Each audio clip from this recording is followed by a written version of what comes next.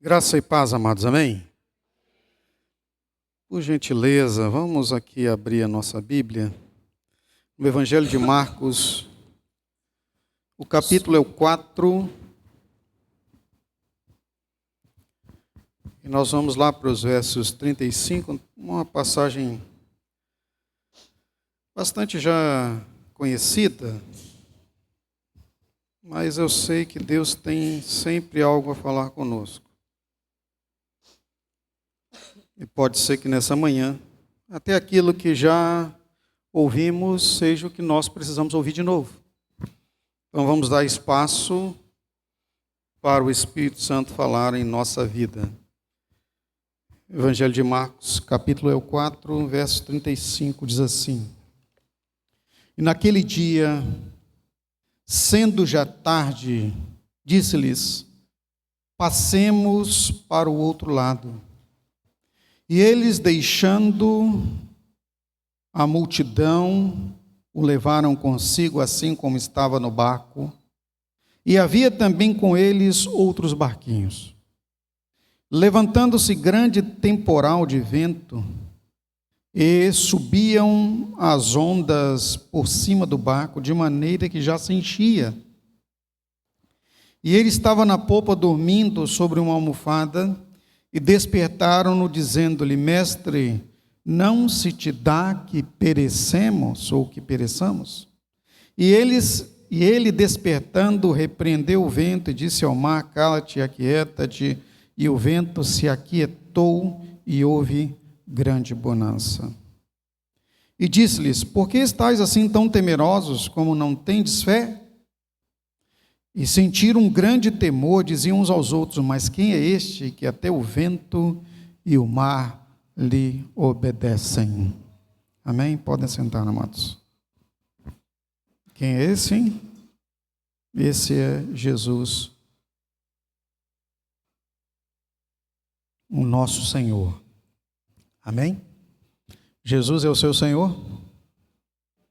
O irmão todo o seu peito diz assim: Ele é meu Deus. Muito bem.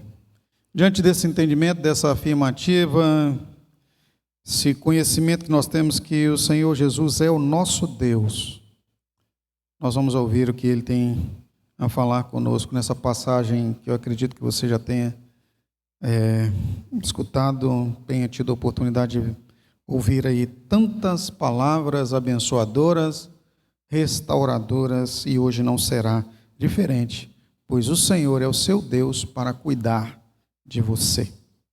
Amém. Esse acontecimento que nós acabamos de ler aqui, irmãos, ele é tão importante para a história dos discípulos e para a caminhada, e por isso mesmo para nós, é que ele é narrado nos 3 evangelhos, naqueles evangelhos conhecidos como sinópticos. A palavra sinóptico quer dizer semelhantes, ou que tem uma mesma, vamos dizer assim, origem.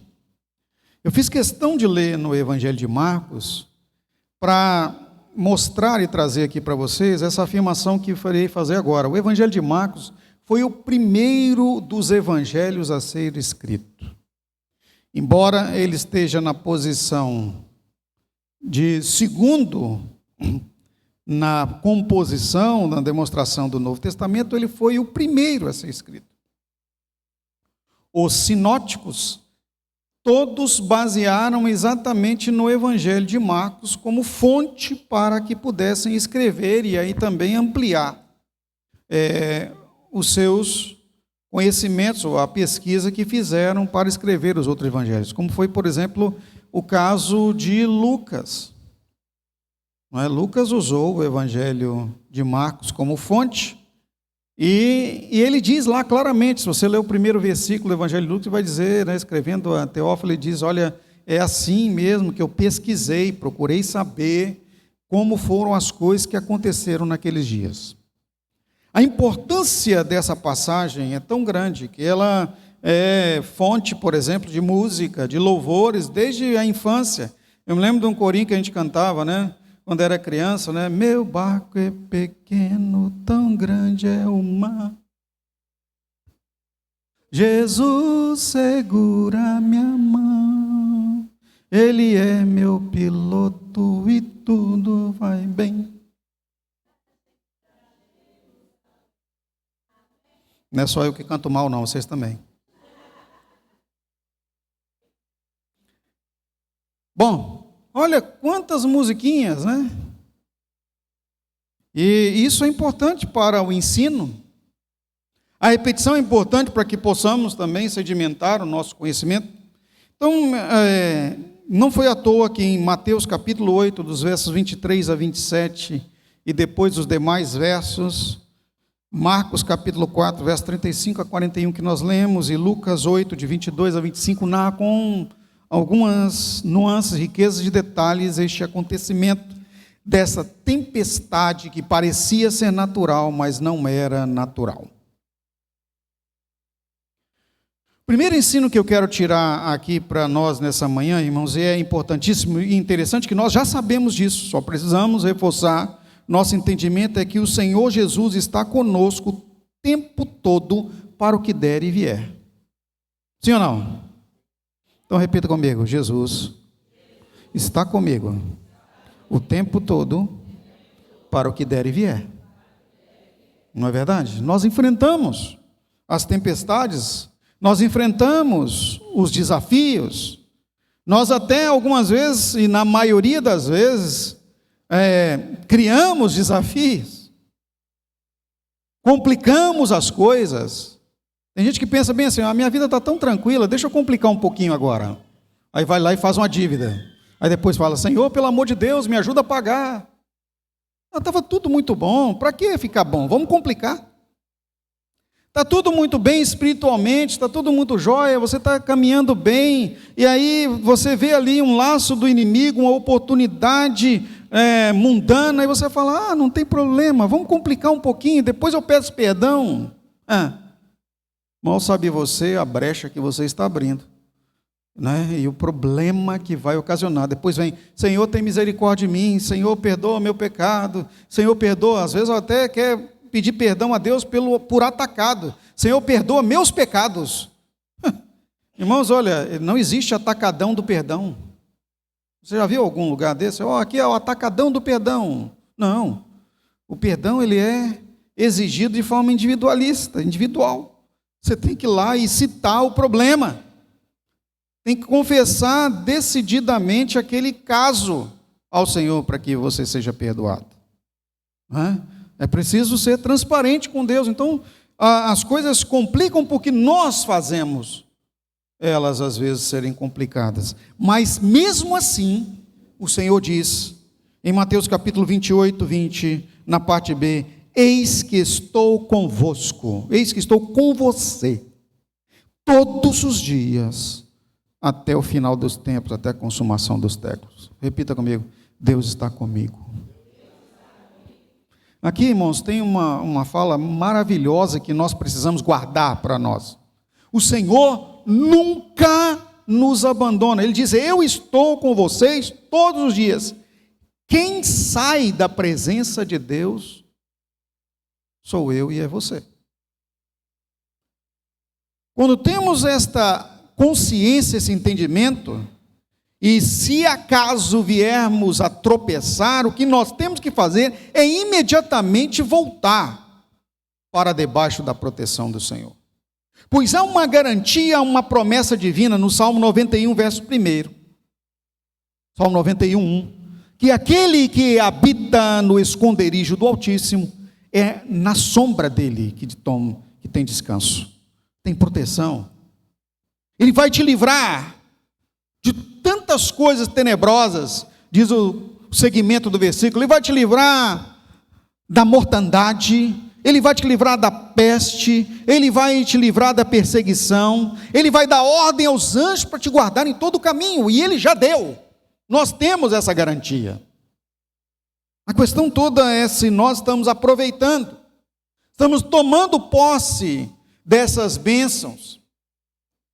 Nós temos alguém em quem admirar, nós temos alguém em quem confiar. Veja que nós fechamos aqui o texto com os discípulos dizendo: quem é este que até o vento e o mar lhe obedecem? Nós podemos confiar nele. Em Cristo nós podemos confiar. Nele nós podemos deitar a nossa confiança.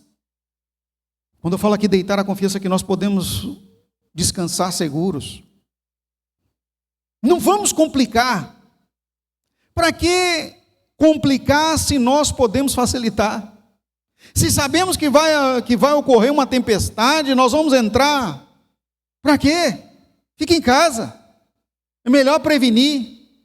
Eu não sei quem aí assistiu o Mundial de Clubes aí, alguns jogos desse Mundial que está acontecendo aí, né? Até o pessoal fica brincando que o Palmeiras não tem Mundial e deixa para lá essas coisas.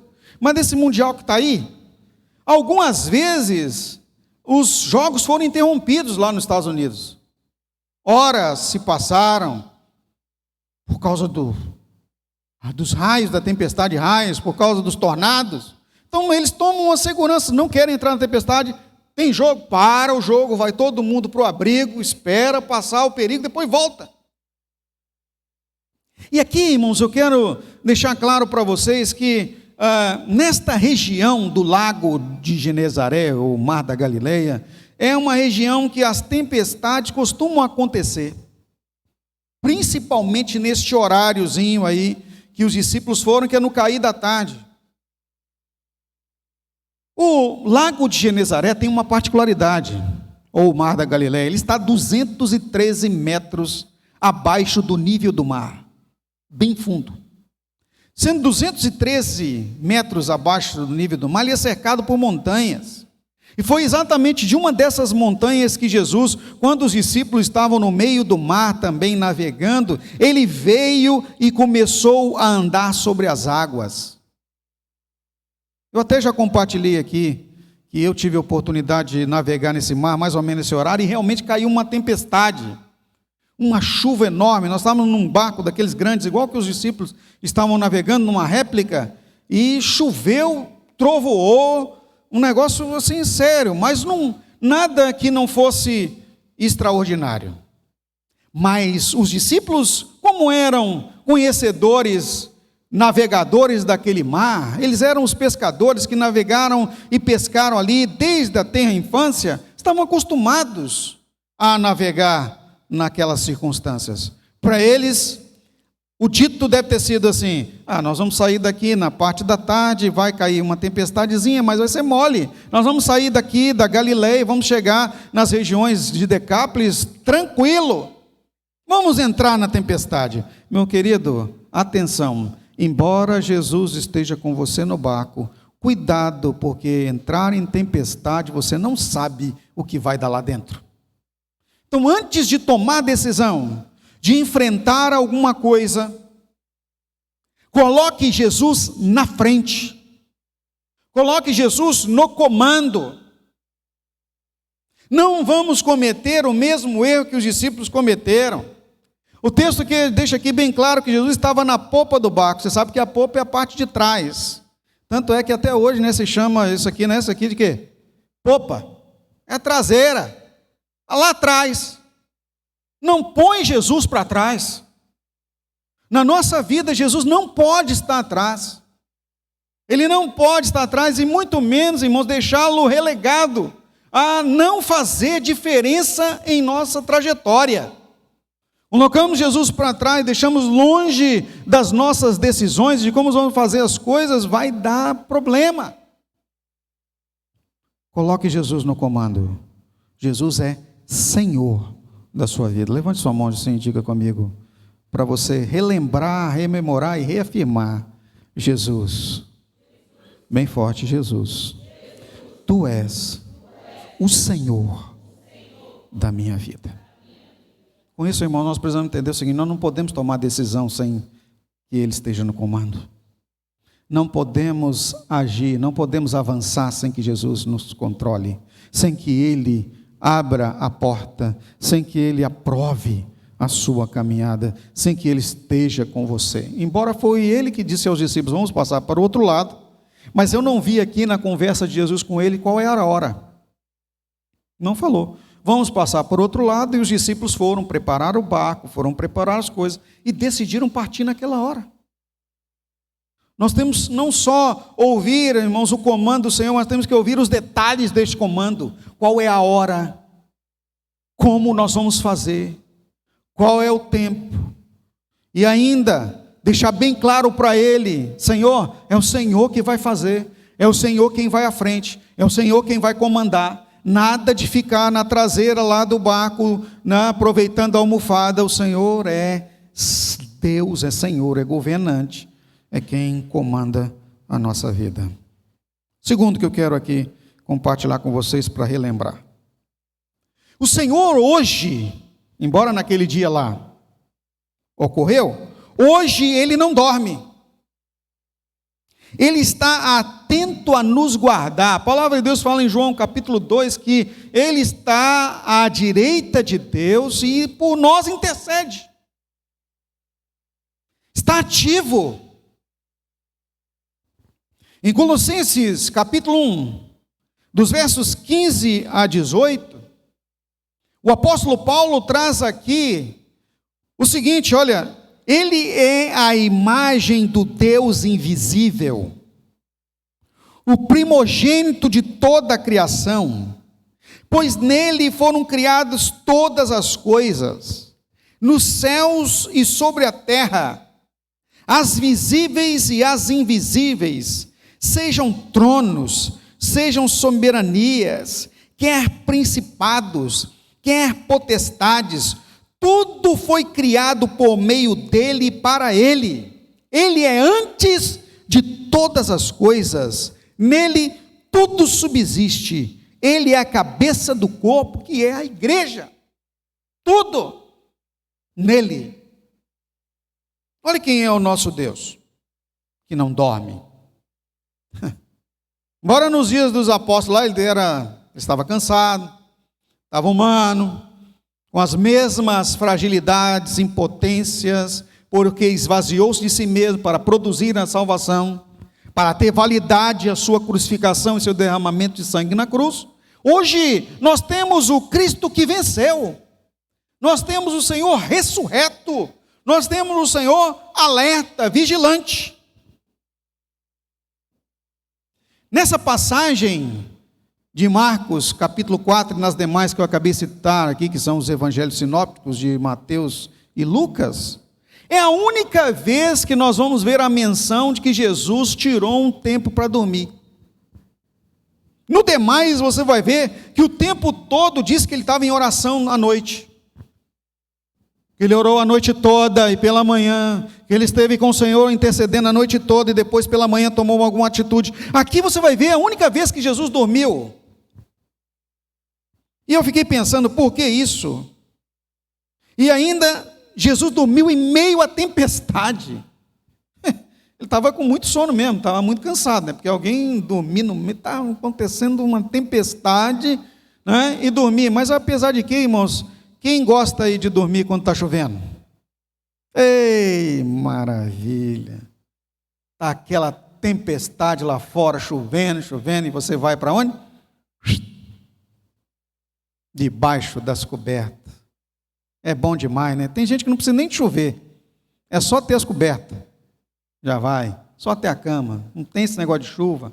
Mas quando chove, então, é uma beleza, não tem mais o que fazer, não pode sair, não tem o que fazer, não pode sair. Acabei de criar um versinho, não tem o que fazer, não pode sair, vamos dormir. E aí vai lá, vai dormir e tal. Mas ali, no caso de Jesus, além da tempestade, irmãos, era uma situação complicada. E eu fiquei pensando, por que Jesus dormiu com tanta facilidade em meio à tempestade? Sabe por quê, queridos? Ele não tinha problema com a sua identidade. Nós podemos substituir aqui a tempestade pela tribulação, ou pelos momentos que nós passamos de dificuldade. Jesus não tinha problema com isso. Ele sabia quem ele era. Ele sabia por que ele estava navegando. Ele sabia para onde ele ia. E ele sabia que ele era o Senhor. Nós precisamos aprender isso com Jesus. Nossa identidade, irmãos, ela é garantida. Nós somos os filhos de Deus, assim como Ele. Não importa qual a tribulação, qual o enfrentamento que venhamos a suportar ou tenhamos que atravessar, nós precisamos ter ciência que nós temos garantia de que nós somos os filhos de Deus, e como filhos de Deus, nós somos protegidos. Como filhos de Deus, Deus vai garantir a sua vitória. Levante sua mão, mais uma vez, diga comigo assim: onde eu for, Deus estando comigo, a vitória é garantida. Amém? É isso aí. Então, como é que nós vamos nos preparar, por exemplo, para uma travessia da Galileia para as cidades, as 10 cidades gregas de Decápolis? Vamos aqui fazer uma analogiazinha da preparação. Jesus disse para os discípulos assim: olha, nós vamos sair daqui da Galileia e vamos para o outro lado, para as regiões de Decápolis. Vamos nos preparar para viajar. O que você faz? Você planeja. Sim ou não? Você vai marcar uma data. Se no caso o transporte não for seu próprio, você vai ter que comprar uma passagem, não é? Escolher o número do assento. E além disso, você vai se preparar como? Financeiramente, para os gastos da viagem de ida e volta. Vai preparar uma mala. Se for os homens, é uma mochila. Se for as mulheres, um container. Mas você tem que se preparar. Não é isso? Vai preparar para atravessar. Não é? Quanto você vai fazer dessa viagem? Por exemplo, nós estamos aqui hoje, a pastora Jonadá, que está em Governador Valadares. Ela gosta de trem. Toda vez que ela vai de trem, ela embarca em Vitória e quer desembarcar em Fundão, misericórdia. E ainda diz assim: ô Robson, você me pega em Fundão, aí toda vez ela viaja para lá e eu tenho que viajar até Fundão para buscar ela. É o planejamento dela. E assim, ela não pergunta: você pode? Não, ela já fala: você me pega lá? Dá um jeito aí de alguém pegar eu lá? Olha que legal. Mas é a forma dela se preparar. Mas uma coisa que eu me lembro que sempre, quando ela viaja, essa viagem dela, que é a viagem da vida dela, é que ela leva uma bolsa com um monte de coisa para comer. É verdade, você não passa fome viajando com ela. A Thalita foi para Governador Valadares com ela aí no trem, ela sabe como que é, né, Thalita? Foi de tudo: coxinha, sanduíche, pastel, não é? Suco, até suco ela leva. Não compra praticamente nada no trem, porque ela diz que é caro. Não é? Quem viaja aí, essa viagem aí, sabe como é que é. E assim, é rápido, né? Você vai ouvir, e vai embora. Ah, meu amigo, aproveita o tempo, porque vai demorar. Então tem toda uma preparação, uma acuidade para você viajar. Não sei se você vai para o Rio, ou vai para outro estado, vai para São Paulo, aonde você vai planejar. Agora, por que quando nós estamos na nossa trajetória, no nosso dia a dia, a maioria das vezes a gente faz as coisas por impulso? E às vezes quando vai viajar, sabe o que acontece, irmãos? Ainda pede oração: pastor, ora, olha, vou viajar, ora por mim aí, para que dê tudo certo na ida e na volta. Mas as viagens pequenas, essas decisões menores, que nós achamos que são menores, nós fazemos sem consultar a Deus, sem ouvir Deus falar conosco. Irmãos, isso é porque nós esquecemos a nossa identidade. Nós acabamos de cantar aqui: eu não sou daqui, eu sou peregrino, eu estou de passagem. Meu irmão, minha irmã, toda a nossa trajetória, quer ela seja pequena, quer ela seja grande, quer seja uma viagem curta ou longa, nós temos que estar com o Senhor Jesus. Não podemos subestimar o planejamento. Não podemos subestimar o controle de Deus conosco. Você vai sair daqui e vai para sua casa, ouça Deus na trajetória. Você vai tomar qualquer ação ou decisão, ouça Deus em sua trajetória. Esteja Ele no comando de sua vida. Entenda, você é uma filha, é um filho do Senhor. Um problema sério é que Jesus dessa vez decidiu dormir lá na popa do barco, mas quem dormia sempre eram os discípulos. E às vezes nós temos que tomar cuidado de não dormir também, ficarmos dormentes. Certa feita mesmo, quando era necessário que os discípulos estivessem acordados, não podiam dormir. Jesus disse para eles: olha, vigiai aqui comigo, enquanto eu vou ali orar, orem aqui também. Jesus volta, eles estão dormindo. Isso está em Mateus 26, 40, e Jesus vai e adverte: nem uma hora vocês podem vigiar comigo? Todas as noites que Jesus estava orando, eles estavam dormindo.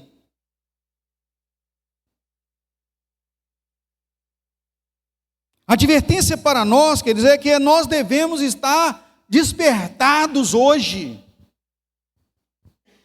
alertas.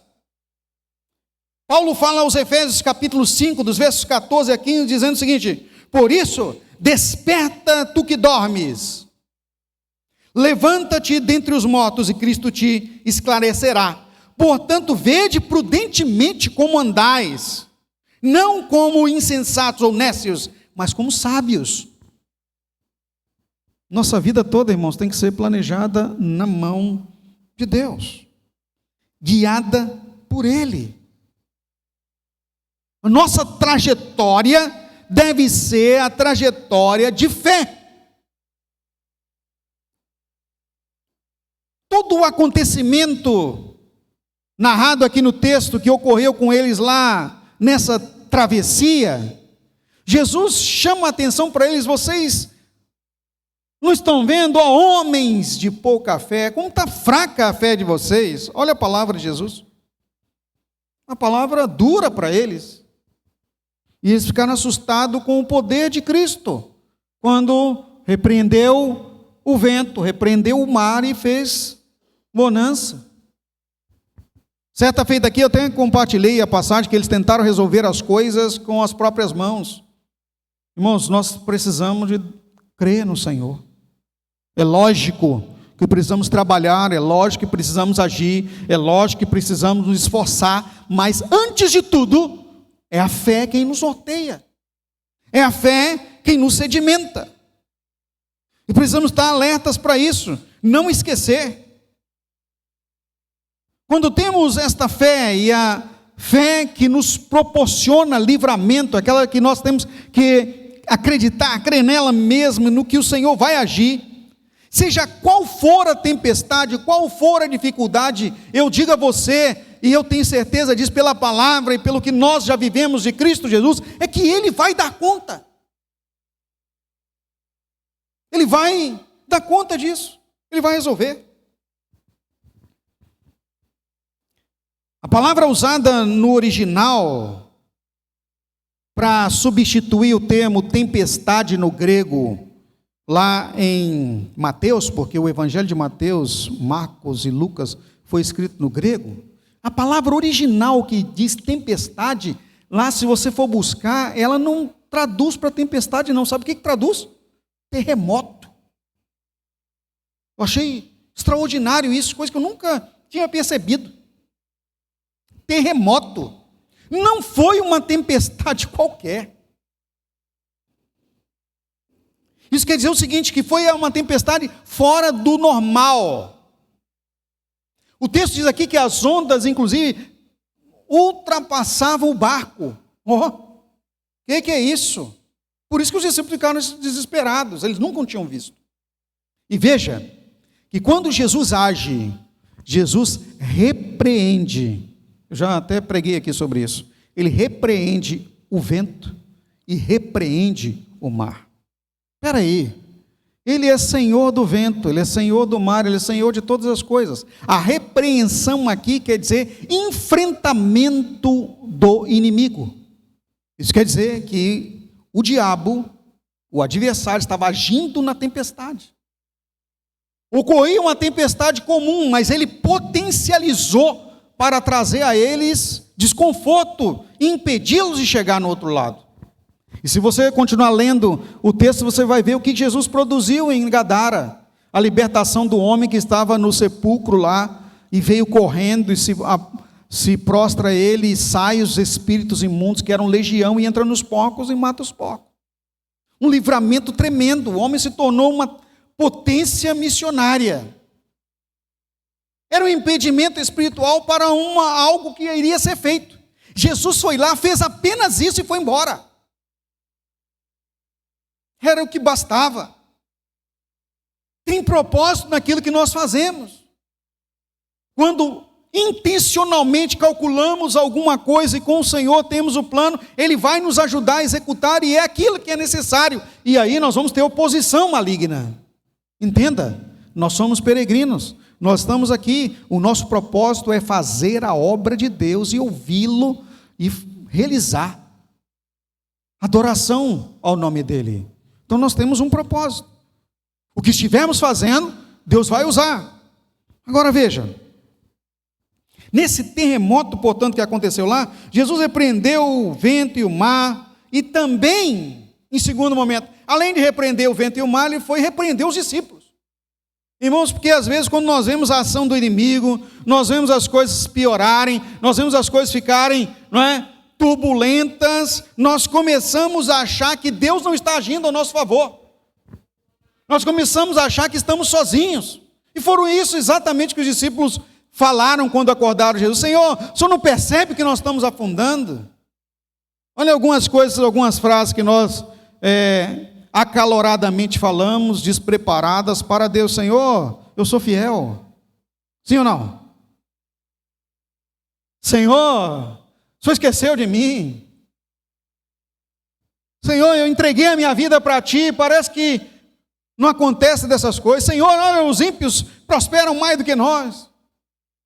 Isso é tão grave que até o apóstolo Paulo falou sobre isso. Não podemos ficar olhando a vida dos ímpios, nós temos que olhar o que Deus tem feito para nós.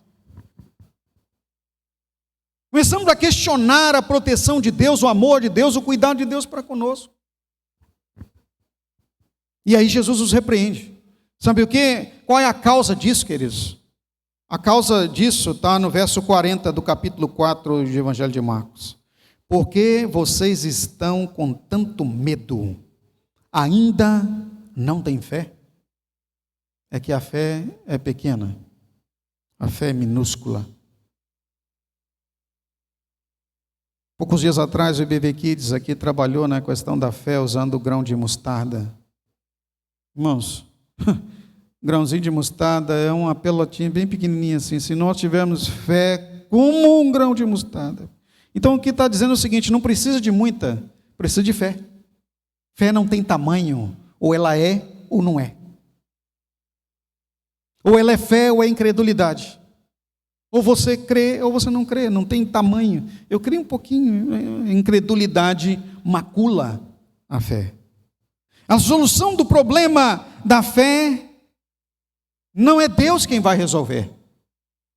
A solução do problema da fé incompetente é da nossa alçada. É eu que preciso decidir ter fé. A incredulidade precisa ser enfrentada por mim.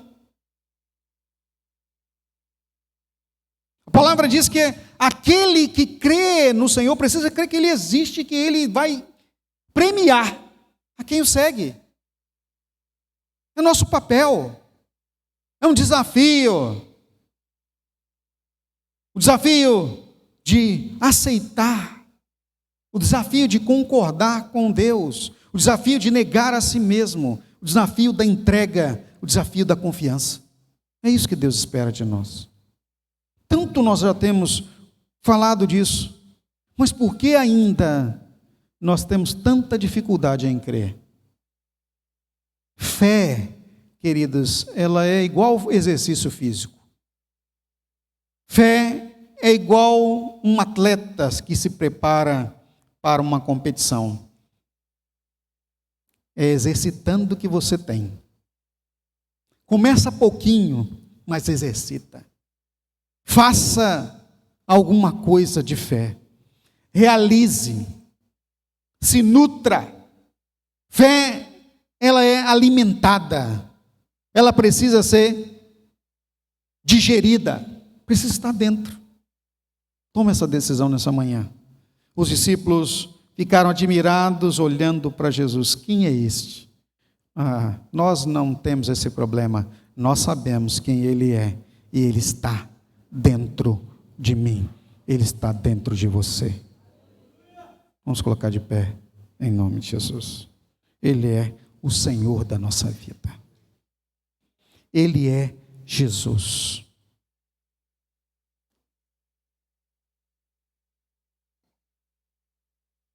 Então, nessa manhã, eu quero te convidar